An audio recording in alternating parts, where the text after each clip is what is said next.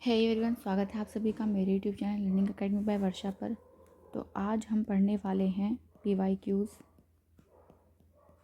Of science paper 2 के लिए हमारी वीडियो रहने वाली है आज। और इससे पहले PYQ की क्लास 1 भी हो चुकी है, आप मेरे चैनल पर जा कर के देख सकते हैं।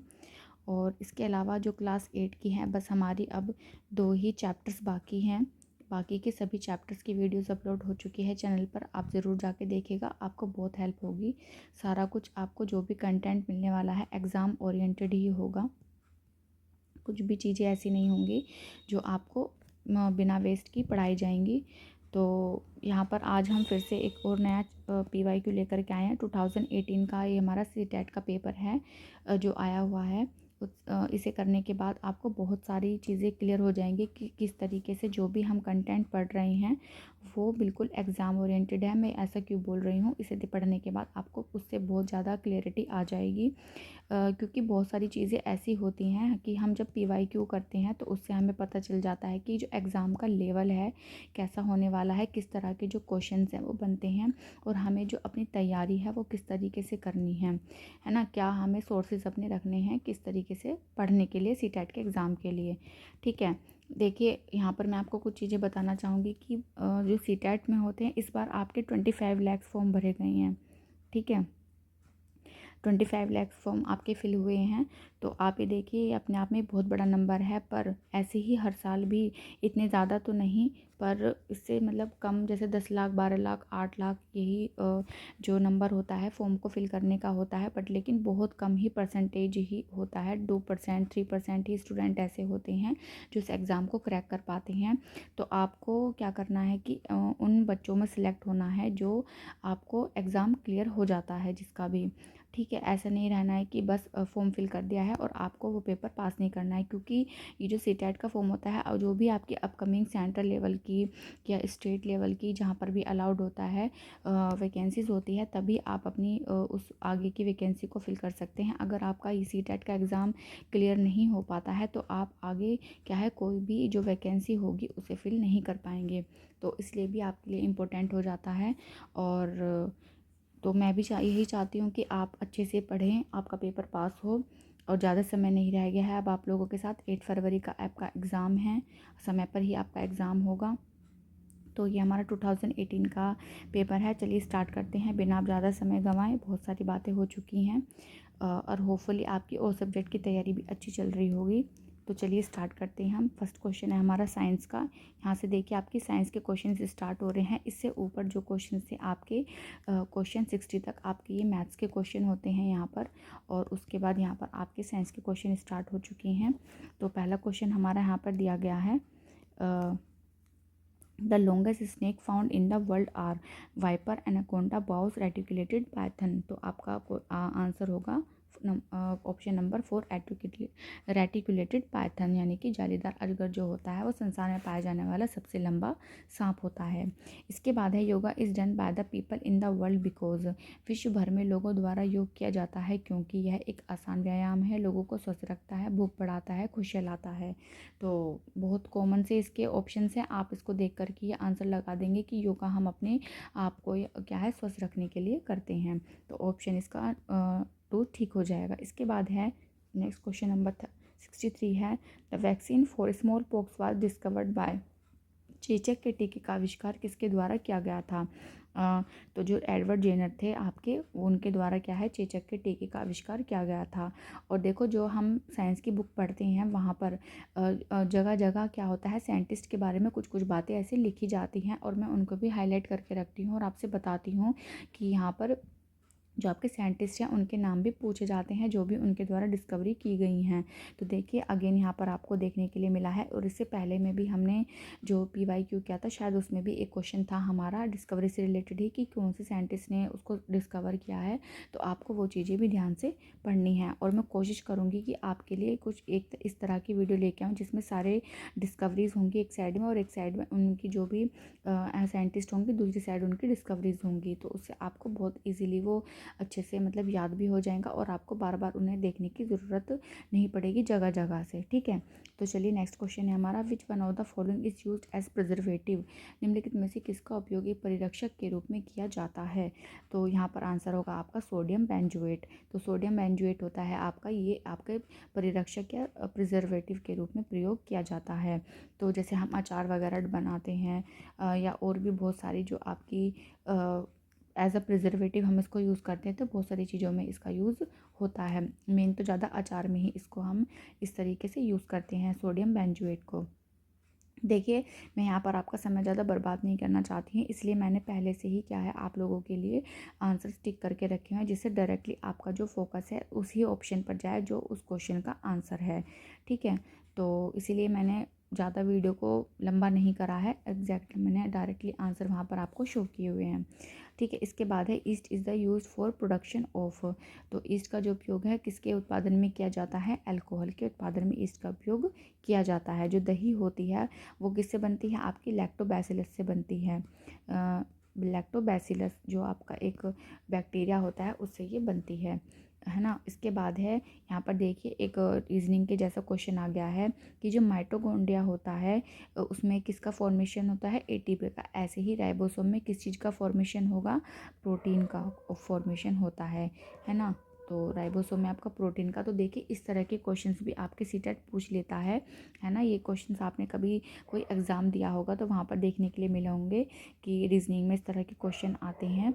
तो यहाँ पर देखिए साइंस में भी उन्होंने इस तरीके से क्वेश्चन, अगर आपका कंसेप्ट क्लियर है, आपने चीज़ों को अच्छे से ठीक से पढ़ा है, तो आप क्वेश्चन किसी भी तरीके से आया उसको ईजिली कर सकते हैं। ठीक है, इसके बाद नेक्स्ट क्वेश्चन है, is the frequency of a simple pendulum is 2 hertz, how many oscillations will it complete in 60 seconds. यदि एक सरलोलक की आवृत्ति 2 हर्ट्स हो तो यह 16 सेकंड में कितने दोलन पूरे करेगा। तो देखिए हमने यहाँ पर क्लास 8 का ही चैप्टर है साउंड वाला, उस वाले चैप्टर में हमने इस क्वेश्चन से रिलेटेड एक फॉर्मूला किया था, वो मैं आपको दोबारा से यहाँ पर याद दिला देती हूँ। वो क्या फॉर्मूला है कि जब हमारी आवृत्ति होती है या जो हमारी फ्रीक्वेंसी होती है उसको निकालने का जो हमारा फॉर्मूला होता है, उसमें जो हमारे जो कुल दोलनों की संख्या होती है, आपके जो भी दोलन होते हैं, और उसके अलावा कुल समय होता है, उन दोलनों को करने में लिया गया जो समय होता है। तो यहाँ पर देखिए आवृत्ति हमें क्या दी गई है, 2 हर्ट्ज दी गई है, और हमें दोलन पूछे हैं तो हम उसको ऐसे ही रखेंगे। और समय हमें क्या दिया गया है, 16 सेकंड। जब हम 16 की मल्टीप्लाई यहाँ पर करेंगे तो हमें 32 जो दोलन है संख्या वहाँ पर उनकी मिल जाएगी। तो इस तरीके से हमारा जो आंसर है 32 यहाँ पर हो जाएगा। इसके बाद आगे नेक्स्ट क्वेश्चन है 68, विच one of the following metal Burns if kept in air. अगर निम्नलिखित में से कौन सी धातु वायु में रखने पर जल उठती है। तो हमें पता है, हमने ये पढ़ा भी था कि जो कुछ धातुएं ऐसी होती, धातु वाले चैप्टर में पढ़ा था। और हाँ, आपको यहाँ पर मैं एक चीज़ और याद दिला दूँ कि जो आपका धातु वाला चैप्टर था वो आपका अभी जो न्यू एनसीईआरटी है वहाँ से वो हट चुका है। ठीक है, वहाँ पर अब वो वाला चैप्टर नहीं है, पर क्योंकि मुझे पता है कि एग्ज़ाम में वहाँ से क्वेश्चंस आते हैं तो मैंने उस चैप्टर को भी वहाँ पर रखा है, जिससे कि आपका कोई भी क्वेश्चन नहीं छूटे। और ये वाला जो क्वेश्चन है आपका उसी चैप्टर से लिया गया है। अगर आप जाएंगे, देखेंगे, चेक करेंगे, क्लास 8 का ही ये चैप्टर है, और आई थिंक स्टार्टिंग के ही 3rd 4th या 5th 6th में से कोई एक चैप्टर, ये पार्ट 2 या पार्ट 1 में ऐसे करके मैंने डाला हुआ है। तो आप देखेंगे एज इट इज़ वहाँ पर ये क्वेश्चन आपको देखने के लिए मिलेगा, है ना। तो इसलिए मैं आपको बार बार कहती हूँ कि कोई भी चीज़ आपको ऐसे ही नहीं पढ़ाई गई है, बिल्कुल एग्ज़ाम में ओरिएंटेड कंटेंट आपको वहाँ पर दिया गया है। देखो सोर्स भी मेरा एनसीईआरटी है, तो इस चीज़ का कोई डाउट नहीं है कि कुछ भी गलत पढ़ाया गया होगा, बिल्कुल, क्योंकि एनसीईआरटी बेस्ड है तो सब चीज़ें बिल्कुल जेन्युइन होंगी और आपके एग्ज़ाम से रिलेट करती हुई होंगी। तो वो कौन सी मेटल है जो हवा में बर्न हो जाती है, वो है आपकी सोडियम मेटल। इसके बाद है आपका magnesium hydroxide is used as. Magnesium hydroxide MgOH होल गैस का उपयोग के रूप में किया जाता है। तो यह आपका एंट एसिड होता है, जिससे कई बार क्या होता है कि जो हमारे पेट में क्या होता है, एसिडिटी बन जाती है। तो जो एसिडिटी को ख़त्म करने के लिए हम क्या यूज़ करते हैं, एंटासिड का यूज़ करते हैं, और वो एंटासिड क्या होता है, हमारा मैग्नीशियम हाइड्रोक्साइड होता है। ठीक है, इसके बाद है आपका नेक्स्ट 70 क्वेश्चन है, विच one of the following gases Burns with pop sound. तो निम्नलिखित में कौन सी गैस पॉप साउंड ध्वनि के साथ जलती है। देखो अभी ना आई थिंक मुझे याद है कि 8th क्लास में ही एक हमने एक्टिविटी की थी किसी चैप्टर में, वो शायद धातु वाले चैप्टर में ही है ये भी, कि जब हम कोई ना कोई एक्टिविटी वहाँ पर जो क्रियाकलाप दिए हुए होते हैं जब उसे करते हैं तो क्या होता है कि जो पॉप साउंड करने के साथ में कुछ वहाँ पर ध्वनि की हमें आवाज़ आती है पॉप साउंड करती हुई, तो वो किसकी होती है, हाइड्रोजन गैस की होती है। तो देखिए बिल्कुल आपकी जो किताब है, जो आपकी एनसीईआरटी है, बिल्कुल एज इट इज़ क्वेश्चन वहीं से आपको देखने के लिए मिल रहे हैं। अलग अलग इधर उधर भटकने की ज़रूरत नहीं है, बिल्कुल एग्जाम ओरिएंटेड है सब चीज़ें वहाँ पर। नेक्स्ट क्वेश्चन है आपका, which of the following is or are example of non contact force. निम्नलिखित में से कौन सा ऐसे असंपर्क बल का या के उदाहरण हैं। तो ग्रेविटेशनल है, मस्कुलर फोर्स है, मैग्नेटिक फोर्स है, बोथ 1 और 2 हैं। देखो ये वाला जो क्वेश्चन का आंसर है वो ऑफिशियल आंसर की में नहीं दिया गया है, ठीक है। उसका रीज़न ये है कि यहाँ पर जो ऑप्शन के आंसर है वो गलत है। देखो जो आपका ग्रेविटेशन फोर्स होता है ये आपका नॉन कॉन्टैक्ट ही होता है, ठीक है। और जो आपका मस्कुलर होता है ये आपका कॉन्टैक्ट वाला होता है, और मैग्नेटिक भी आपका क्या होता है, नॉन कॉन्टैक्ट फोर्स होता है। तो यहाँ पर ऑप्शन में इनको देना चाहिए था 1 और 3, बट यहाँ पर इन्होंने दे दिया है 1 और 2। तो इसीलिए क्या है कि ऑफिशियल आंसर की में यहाँ पर जो आपका आंसर है वो नहीं दिया गया है। तो अगर हम, क्योंकि हमने चीज़ें पढ़ी हुई हैं, हमें अच्छे से पता है, आप लोगों को ने ढंग से पढ़ी हुई हैं, तो आप लोगों को भी आंसर अच्छे से पता होगा। तो आंसर क्या होगा यहाँ पर, बोथ 1 और 3। तो 2 की जगह हम यहाँ पर क्या कर लेंगे, 3 कर लेंगे। तो गुरुत्वाकर्षण बल और चुंबकीय बल दोनों ही हमारे कैसे होते हैं, असंपर्क बल के उदाहरण हैं। नेक्स्ट क्वेश्चन आता है हमारा 72, diabetes is control by dash hormone. तो जो मधुमेह होता है किस हार्मोन द्वारा कंट्रोल किया जाता है, तो ये होता है कंट्रोल आपका इंसुलिन हार्मोन द्वारा। तो देखिए ये चैप्टर क्लास 8 में ही हमने ये वाला चैप्टर किया था, जिसमें किशोरावस्था वाला जो चैप्टर है हमारा, आई थिंक नहीं क्लास 7 का चैप्टर है ये, है ना, वहाँ पर हमने इसको किया था। तो आप जाइएगा देखिएगा, किशोरावस्था वाला चैप्टर है, तो वहाँ पर आपको मिलेगा। तो हमने हार्मोन्स के बारे में भी वहाँ पर पढ़ा था, और वहाँ पर एक ऐसे डायग्राम भी बनाया हुआ के दिखाया हुआ है, और वहाँ पर नई नई तरह की ग्रंथियाँ वहाँ पर हैं कि कहाँ से कौन सी ग्रंथि से क्या चीज़ निकलती है और वो किस काम आती है, मैंने आपको अच्छे से पढ़ाया था। तो डायबिटीज़ हमारा कहाँ से जो कंट्रोल होती है वो किसकी हेल्प से होती है, इंसुलिन की हेल्प से होती है। नेक्स्ट क्वेश्चन है आपका 73, विच one of the following is not a product of petroleum. निम्नलिखित में से कौन सा पेट्रोलियम का उत्पाद नहीं है। तो देखिए कैरोसिन, पैराफिन, वैक्स, बिटुमिन, ये सारे क्या हैं, आपके प्रोडक्ट हैं पेट्रोलियम के।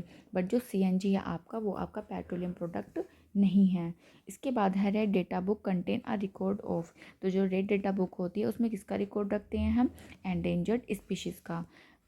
अगर आप चाहेंगे ना, देखो मैं आपको बार बार यही बात बोल रही हूँ, उसका रीज़न ये है कि बिल्कुल क्वेश्चन वहीं से आए हुए हैं, जो चीज़ें मैंने आपको प्रोवाइड की हुई हैं। अगर आप जा कर के एक बार भी देखेंगे ना कोई भी वीडियो, तो इस जो PYQ में जो भी क्वेश्चंस आए हुए हैं सारे के सारे आपको वहीं से मिलेंगे। तो और जो मेरा कंटेंट आपको प्रोवाइड किया हुआ है वो बिना किसी कॉस्ट के है, वहाँ पर कोई भी आपसे फीस नहीं ली जा रही है, और फिर भी आपको इतना अच्छा कंटेंट दिया जा रहा है। तो मैं नहीं चाहती कि छोटी सी गलती की वजह से आपका पेपर रह जाए। तो मैं आपको बार बार इसलिए बोल रही हूँ कि आप जाइए प्लीज़, वीडियो को देखिए, अपने नोट्स बनाइए। नोट समय नहीं है तो वीडियो को बार बार 2x पर करके देखिए, आपको अच्छे से क्या होगा, चीज़ें समझ में आ जाएंगी। इसके बाद है नेक्स्ट क्वेश्चन है हमारा 75, why are the soles of the shoes treated. जूतों के सोल असमतल क्यों किए जाते हैं, टू इंक्रीज फ्रिक्शन।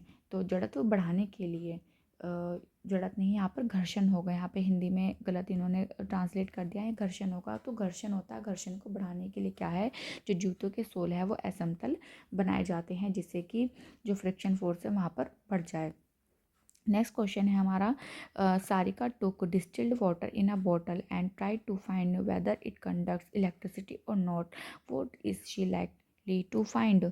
सारिका ने आंसू जल एक बोतल में लिया और पता लगाने की कोशिश की कि वह विद्युत का सुचालक है या नहीं, उसे क्या प्राप्त होने की संभावना है। तो क्या होगा, इसमें हमें प्राप्त होगा कि it is poor conductor of electricity. हमने ये पढ़ा था, अभी क्लास 8 का ही चैप्टर है, और हमने उसमें पढ़ा था कि जो विद्युत के रासायनिक प्रभाव के बारे में हमने पढ़ा था, और या शायद उससे पहले वाला चैप्टर था वो मुझे याद नहीं आ रहा है। अभी क्लास 8 में ही हमने चैप्टर पढ़ा है और ये सेम एक्टिविटी वहाँ पर दी गई है। और क्वेश्चन भी जो हम एक्सरसाइज चैप्टर ख़त्म होने के बाद जो एक्सरसाइज करते हैं ना, तो वहाँ पर भी ऐसे ही क्वेश्चन पूछा गया है। तो देखो एज इट इज़ क्वेश्चन वहाँ से उठाकर यहाँ रखे जाते हैं, बस एक दो चीज़ें ऊपर नीचे कर दी जाती हैं। तो जो हमारा डिस्टिल्ड वाटर होता है, क्योंकि वहाँ पर कोई भी आपका मिनरल नहीं होता है, कोई भी ऐसा लवण नहीं होता है जो उस इलेक्ट्रिसिटी को कंडक्ट कर सके, तो इसलिए वो क्या होता है, पुअर कंडक्टर ऑफ इलेक्ट्रिसिटी होता है। ठीक है। नेक्स्ट क्वेश्चन है हमारा 77, विच one of the following statement is not correct. तो इसमें से कौन सा कथन सही नहीं है, मतलब सत्य नहीं है। तो हमें यह भी ध्यान रखना है क्वेश्चन को पढ़ते हुए कि हमसे क्या पूछा गया है। यहाँ पर हमें ध्यान रखना है कि नहीं, यानी कि बाकी सारे स्टेटमेंट सही होंगे, इनमें से कोई एक स्टेटमेंट ऐसा है जो गलत होगा। तो देखते हैं वो कौन सा है। There is a minimum limit of current which can safely flow in the electricity. Electric circuit, किसी विद्युत परिपथ में सुरक्षित प्रवाहित होने के लिए विद्युत धारा की न्यूनतम सीमा है। नहीं, ऐसा बिल्कुल भी नहीं है। तो मतलब वो जो धारा होती है वो कितनी भी हो सकती है, अधिकतम सीमा हो सकती है।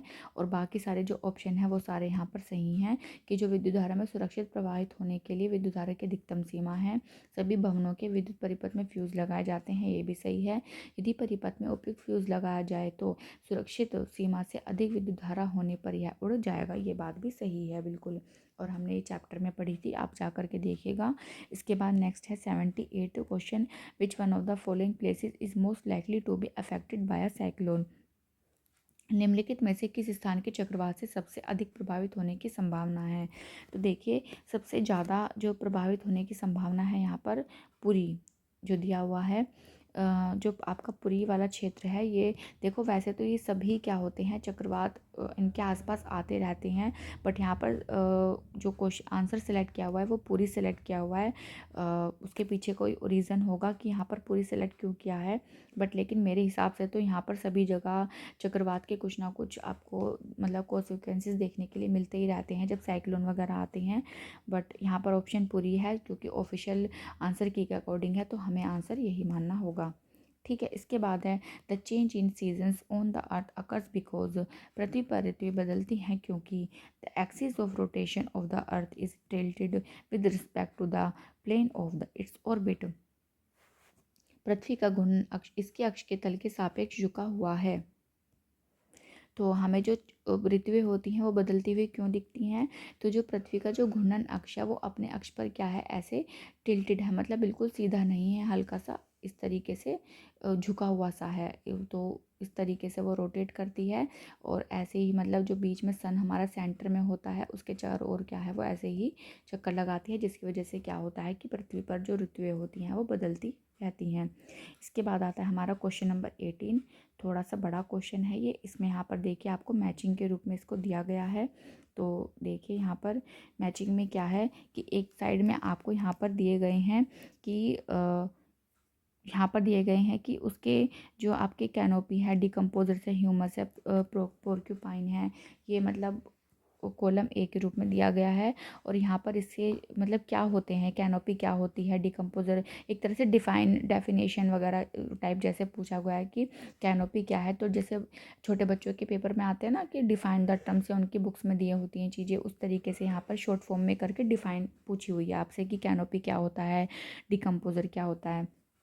तो कैनोपी क्या होता है, जो हमने पढ़ा था, ये हमारे क्लास 7 का चैप्टर में हमने कैनोपी के बारे में पढ़ा था, जो प्लांट्स वाला चैप्टर था। तो उसमें जो कैनोपी होती है, जो ब्रांचेस होती हैं of all trees, of tall trees जो होती हैं वो हम उन्हें कैनोपी बोलते हैं।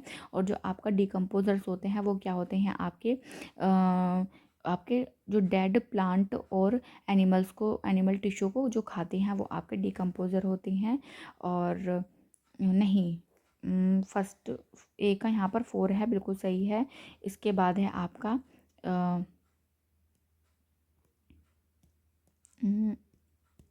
एक मिनट रुकिए। तो कैनोपी वाला तो ठीक है हमारा, ये ये वाला गलत हो गया, कैनोपी वाला हमारा बिल्कुल सही है। देखो ह्यूमस हमारा कैसे बनता है, ह्यूमस हमारा बनता है डेड प्लांट और एनिमल टिश्यू से, और जो डिकम्पोजर होते हैं हमारे वो होते हैं हमारे माइक्रो ऑर्गेनिज्म अगर इसके अकॉर्डिंग देखा जाए तो। और जो पोर्क्यूपाइन होता है वो हमारा एक क्या होता है, वाइल्ड एनिमल होता है। तो वृक्ष वितान होते हैं हमारे बड़े वृक्ष होते हैं, अपघटक होते हैं हमारे सूक्ष्म जीव होते हैं। ह्यूमस हमारा पादप जो जंतु या पादप होते हैं उनके मरने से या सड़ वो जाते हैं तब बनता है। और शाही हमारा क्या होता है, एक जंगली जंतु है। तो इस तरह से हमारा क्या है, ऑप्शन 4 यहाँ पर करेक्ट हो जाएगा। ठीक है। और इस तरह के क्वेश्चन में आपको क्या है कि जैसे अगर आपने मान लो 1 या 2 का ऑप्शन ढूंढ लिया है तो आपको सारे देखने की ज़रूरत नहीं है, 1-2 से ही आपको पता चल जाएगा। और जो भी स्टार्टिंग में मैच हो जाएगा या जो भी आपको मैच करता हुआ जिस भी ऑप्शन में लगेगा आप वही आंसर को टिक कर देंगे। अगर आपने चीज़ें अच्छे से पढ़े होंगे तो बहुत ज़्यादा आपको बार बार उसे नहीं देखना पड़ेगा। इसके बाद है question number 81, why is formative assessment important in science. देखिए आपका साइंस पैडागोजी से रिलेटेड क्वेश्चन यहाँ पर आ गया है। विज्ञान में रचनात्मक आकलन क्यों आवश्यक है। तो इट इज़ डायग्नोस्टिक, क्या होता है, यह निदानात्मक होता है। क्योंकि क्या होता है कि जब हम फॉर्मेटिव असेसमेंट करते हैं, जब कोई बच्चा पूरी इस साल कोई बीच में पढ़ता है तो स्टार्टिंग से लेकर लास्ट तक अगर हम उसको स्टार्टिंग में हमने बीच में पढ़ाई चीज़ें और लास्ट में एकदम से हम अगर उसका टेस्ट लेंगे या पेपर फाइनल ले लेंगे तो हमें नहीं पता चलेगा कि जो जो हमारा स्टूडेंट है उसमें कहाँ पर कमी आई है, हम उसकी कमियों को कहाँ पे ठीक कर सकते हैं। तो जिसकी वजह से क्या होता है कि फॉर्मेटिव असेसमेंट वहाँ पर हमें लेने होते हैं, बच्चों के एफेज होते हैं। तो उसमें क्या होता है कि मान लो हम जैसे यूनिट टेस्ट होते हैं आपके, जो यूनिट टेस्ट में बच्चों को क्या होता है कि 1 या 2 चैप्टर दे दिए जाते हैं जो भी टीचर ने पढ़ाया है क्लास में, और फिर क्या होता है उनका टेस्ट लिया जाता है। टेस्ट लेने के बाद में जब हम देखते हैं कि किसी बच्चे के नंबर कम आए हैं या किसी मार्क्स कम आए हैं, क्यों आए हैं, उसके पीछे का रीज़न क्या है, या किसी बच्चे का कोई टॉपिक वीक है या फिर पर्टिकुलर सभी बच्चों की उसी टॉपिक में मार्क्स कम आ रही हैं, या फिर और भी बहुत सारी चीज़ें होती हैं कि हम बच्चों की जो जो भी छोटी छोटी प्रॉब्लम्स हैं उनकी लर्निंग से रिलेटेड वहाँ पर उनको ठीक करते हैं, जिससे कि जो उनका फाइनल जो उनके एग्ज़ाम्स होते हैं या फिर ये कह लो कि जो उनके समेटिव असेसमेंट होता है वो अच्छा रहे, है ना। तो उसके लिए हमें क्या करते हैं, फॉर्मेटिव असेसमेंट होता है हमारा। और ये कैसे होते हैं, आपके निदानात्मक होते हैं। इसके बाद है आपका question number 82, why are science fairs organised in schools. तो इस विद्यालयों में विज्ञान मेले का आयोजन क्यों किया जाता है। To nurture creativity and experimentation in science among student. फिर शिक्षार्थियों में विज्ञान में सृजन एवं प्रयोग करने की क्षमता का विकास करने के लिए। तो वे जो विज्ञान मेले होते हैं वो शिक्षार्थियों में विज्ञान में जो उनकी जो क्रिएटिविटी को बढ़ाने के लिए और उनके अंदर जो भी वो एक्सपेरिमेंट या प्रैक्टिकल करते हैं उस क्यूरियोसिटी को बनाए रखने के लिए क्या होता है, साइंस फेयर को वहाँ पर हम ऑर्गेनाइज करते हैं। इसके बाद आता है question number 83, as a teacher which one of the following do you find most appropriate for scientific approach to teaching. एक शिक्षक के नाते निम्नलिखित में से किसे आप शिक्षण में वैज्ञानिक विधा के लिए सबसे उपयुक्त समझते हैं। तो ask the student to perform activities related to the concept. अवधारणाओं से संबंधित गतिविधियों को शिक्षार्थियों से कराना। तो जो भी उनके कंसेप्ट्स हैं उनसे रिलेटेड ही जब हम उन्हें गतिविधि कराएंगे तो सबसे ज़्यादा वहाँ पर क्या होगी, उनकी लर्निंग अफेक्ट होगी, है ना। तो वो चीज़ें क्या है उनके माइंड में अच्छे से आएंगी, क्योंकि जो भी चीज़ें आप उनको बता रहे हैं फिर आप उन्हें एक्टिविटीज़ को करके दिखा रहे हैं, प्रैक्टिकल्स हो रहे हैं, एक्सपेरिमेंट्स हो रहे हैं, तो बच्चा क्या है बिल्कुल अच्छे से वहाँ पर सीखता है। तो यहाँ पर सबसे बेस्ट ऑप्शन आपका ऑप्शन नंबर 4 होगा। इसके बाद आता है question number 84, according to NCF 2005 good science education is true to life, what does this mean. NCF 2005 के अनुसार अच्छी विज्ञान शिक्षा जीवन के प्रति सत्य होती है, इसका क्या अर्थ है। तो science should prepare the child to the world of work. विज्ञान बालक को कार्य की दुनिया में प्रवेश हेतु तैयार करें। देखिए CTET का एग्ज़ाम आपने अगर फिल किया है तो साइंस पैडागोजी में पढ़ने के लिए आपको क्या है ज़रूरत होगी कि आप NCF 2005 और एनसीएफ जो अभी आपका एनईपी 2020 आई है, आप इसे ज़रूर पढ़ के जाएं, क्योंकि यहाँ से आपको एक दो क्वेश्चन देखने के लिए ज़रूर मिलेंगे। और एज अ टीचर आप लोगों को ये पता होना भी चाहिए कि जो भी एनसीएफ था उसमें हमारी क्या चीज़ें दी गई थी। एक टीचर होने के नाते हमें वो पता होनी चाहिए। और जो एनईपी 2020 आई है उसमें क्या चीज़ें कही गई हैं और क्या क्या चीज़ें आने वाली एजुकेशन में होने वाले हैं या क्या क्या चीज़ें अब हो रही हैं, तो वो चीज़ें भी क्या है हमें पता होनी ज़रूरी है। तो जाने से पहले आप एनसीएफ 2005 या 2020 को ज़रूर पढ़िएगा। और हमें मतलब हमारी क्लासेस अगर सही से चलती हैं तो मैं भी पूरी कोशिश करूँगी कि आपके लिए मैं इन 2 क्लासेस ज़रूर लेकर के आऊँ, ठीक है। तो आपका ऑप्शन यहाँ पर बिल्कुल करेक्ट होगा फर्स्ट, कि विज्ञान बालक को कार्य की दुनिया में प्रवेश हेतु तैयार करने के लिए होता है। यहाँ पर जो ये हमने एनसीएफ में जो लाइन ली गई है, अच्छा ही विज्ञान शिक्षा जीवन के प्रति सत्य होती है, तो उस लाइन का मीनिंग यहाँ पर इस लाइन से रिलेट करता है, ठीक है। इसके बाद है question number 85, which one of the following is not a quality of scientific attitude. Again यहाँ पर हमें टर्म दी गई है नॉट, यानी कि हमें नहीं वाला ऑप्शन ढूंढना है कि इनमें से कोई एक ऑप्शन गलत है, बाकी सब ठीक है। तो वैज्ञानिक दृष्टिकोण का गुण क्या नहीं है? कठिन कार्य, ऐसा कुछ नहीं है कि आप हार्ड वर्क ही यहाँ पर इसका है। मतलब हमें बच्चों को ओपन माइंडेड भी रखना होता है, उन्हें वहाँ पर क्यूरियोसिटी उनके अंदर बनाए रखने के लिए ज़रूरत होती है। और वहाँ पर जो उनकी समस्याओं के प्रति व्यवहार होता है उसमें जो मतलब प्रॉब्लम होती है उसमें ऑब्जेक्टिविटी होनी चाहिए। मतलब उनका उसका कोई सटीक आंसर होना चाहिए, नहीं तो बच्चा कंफ्यूज हो जाएगा, ठीक है। इसके बाद है नेक्स्ट क्वेश्चन है 86, Hari wants to teach the circular motion to class 6 students, which one of the following will be the best method. Hari कक्षा 6 के शिक्षार्थियों को घूर्णन गति पढ़ाना चाहता है, निम्नलिखित में कौन सी सबसे अच्छी विधा होगी। तो सबसे अच्छी जो हमारी कोई भी लर्निंग होती है वो एक्टिविटी बेस्ड ही होती है। एग्जाम्पल से काम नहीं चलेगा, डिमॉन्स्ट्रेशन से थोड़ा थोड़ा ठीक है बट उतना बेस्ट नहीं है। डिस्कशन तो खैर कुछ मायने नहीं रखता है। तो साइंस तो ज़्यादातर ही आपका एक्टिविटी बेस्ड ही होता है, वहाँ पर आपको एक्टिविटी ही करके दिखाने से चीज़ें अच्छे से वहाँ पर बच्चे के माइंड में आ जाती हैं। नेक्स्ट क्वेश्चन है हमारा 87, which one of the following is an important aim of learning science to. निम्नलिखित में कौन सा विज्ञान अधिगम का एक महत्वपूर्ण उद्देश्य है। तो अध्ययनकर्ताओं में ईमानदारी, अखंडता और सहयोग के मूल्य प्रति। तो अधिगम जो है हमारा विज्ञान का लर्निंग करने का, तो to imbibe the values of honesty, integrity and cooperation among learners. तो ये सारी चीज़ें होंगी। देखो यहाँ पर क्या है कि महत्वपूर्ण उद्देश्य है। कोई भी अगर हम साइंटिफिक अगर कोई चीज़ हम कर रहे हैं तो वहाँ पर देखो विज्ञान का ज्ञान अर्जित, देखो सिर्फ ज्ञान नॉलेज लेने के लिए ही ऐसे नहीं होते। नॉलेज अगर हमें लेनी होगी तो हम बहुत सारे सोर्सेज होते हैं, तो यहाँ पर इस ऑप्शन को हम नहीं मानेंगे। विज्ञान की विषय वस्तु की जानकारी मतलब सिर्फ इंफॉर्मेशन कलेक्ट करने के लिए भी नहीं होगा, अपने सहपाठियों को विज्ञान का ज्ञान अर्जित करने में सहायता करना। तो ये भी देखो बेस्ट अगर हम ढूंढे तो यहाँ पर यही होगा। गलत तो वैसे इनमें से कोई सा नहीं है, बट अगर बेस्ट की बात की जाए तो वो आपका ऑप्शन नंबर 3 ही करेक्ट होगा, ठीक है। इसके बाद है क्वेश्चन नंबर 88। और हाँ, ये सारी जो भी आपके आंसर्स है, ये जो सीटेट की जो ऑफिशियल आंसर की हैं उसी के अकॉर्डिंग है। इसमें कोई भी ऐसा नहीं है कि मैंने अपनी तरफ से कुछ भी लगाया है, ऑफिशियल आंसर के अकॉर्डिंग ही सब कुछ है यहाँ पर। तो आप उसी को ही सही मानिएगा जो यहाँ पर टिक किया गया है। The continuous and comprehensive evaluation in science means, तो ये आपका CCE है, ठीक है। तो विज्ञान के मूल्यांकन में सतत एवं समग्र मूल्यांकन का अर्थ है। तो routine activities and exercise to assess learning, अधिगम के आकलन हेतु सामान्य गतिविधियों और अभ्यास। तो आपका जो सतत और जो आपका सतत और कंटिन्यूअस कॉम्प्रहेंसिव जो इवैल्यूएशन होता है उसमें आपका सिर्फ आपकी पढ़ाई से अलग भी बहुत सारी चीज़ें आती हैं। तो वो इस आपके ऑप्शन नंबर 3 के अंतर्गत हमें सही है कि जो अधिगम के आकलन हेतु सामान्य गतिविधियाँ और अभ्यास भी इसके अंदर आते हैं। आपके सिर्फ आपका एकेडमिक्स ही नहीं होता, उसके अलावा भी बहुत सारी चीज़ें होती हैं, आपकी को करिकुलर एक्टिविटीज़ होती हैं जो आपके लर्निंग में ऐड होती हैं।